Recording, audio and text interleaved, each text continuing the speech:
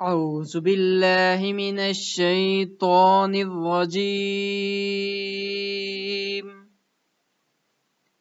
بسم الله الرحمن الرحيم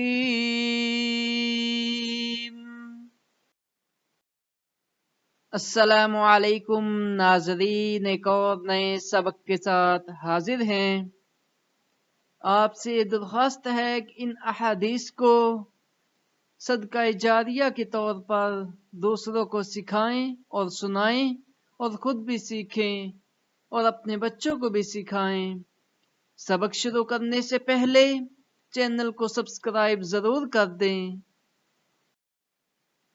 ہم سے قتیبہ بن سعید نے بیان کیا، کہا ہم سے سفیان بن عینہ نے بیان کیا، ان سے عمر بن دینار نے، ان سے ابو معبد نے اور ان سے ابن عباس رضی اللہ تعالی عنہما نے کہ انہوں نے نبی کریم صلی اللہ علیہ وسلم سے سنا، آپ صلی اللہ علیہ وسلم نے فرمایا کہ کوئی مرد کسی غیر محرم عورت کے ساتھ تنہائی میں نہ بیٹھے اور کوئی عورت اس وقت تک سفر نہ کرے جب تک اس کے ساتھ کوئی اس کا محرم نہ ہو۔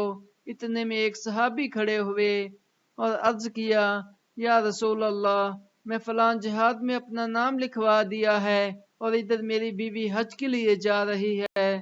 آپ صلی اللہ علیہ وسلم نے فرمایا، پھر تو بھی جا اور اپنی بیوی کے ساتھ حج کر۔ جزاک اللہ۔ ہمارے چینل کو سبسکرائب کریں، ثواب کی نیت سے ویڈیو کو لائک کریں اور آگے پھیلائیں۔